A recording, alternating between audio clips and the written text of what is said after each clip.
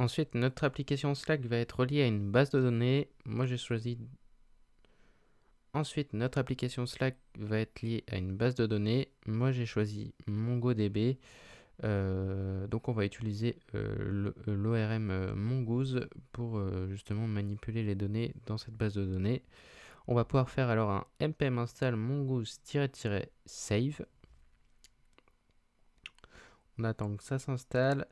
Et ensuite, dans notre fichier app.ts, on va pouvoir justement instancier la connexion à la base de données. Donc, on appelle notre ORM mongoose.connect.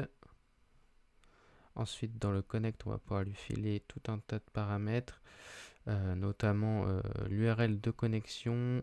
Du coup, je vais la rajouter directement dans mon .env.sh.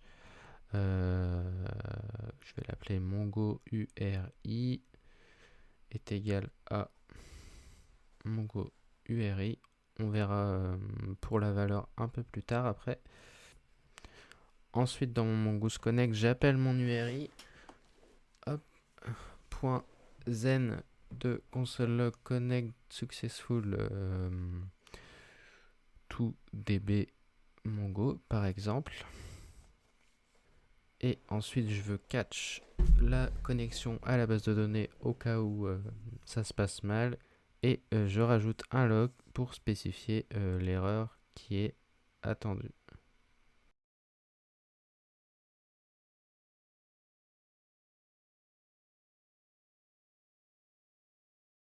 Voilà, ça me paraît plutôt pas mal. Ensuite, pour instancier ma base de données Mongo, je vais créer, je vais utiliser Docker. Hein. Je vais créer un Docker Compose .yml. Je spécifie la version, le service.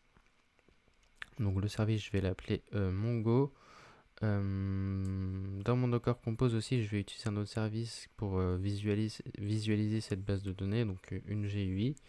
L'image, je vais utiliser Mongo 4.0.7-Xenial Restart Always. Je vais mapper ça sur le port normal, le port standard 27017. Hop. Ensuite, j'instancie justement mon Mongo Express, ma GUI en fait. Donc, je prends Mongo Express, la dernière GUI.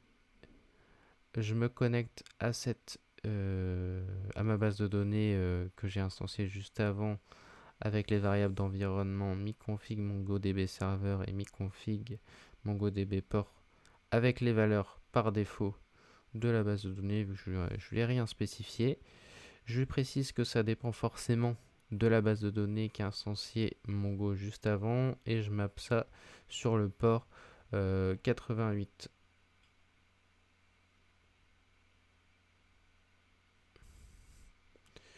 Donc voilà, je peux démarrer mon Docker. Je vous ai pas dit comment installer Docker, mais c'est assez simple. Hein, vous vous rendez sur la page d'accueil Docker, vous faites installer Docker, vous suivez le petit utilitaire d'installation en fonction de votre système d'exploitation et tout devrait bien se passer normalement.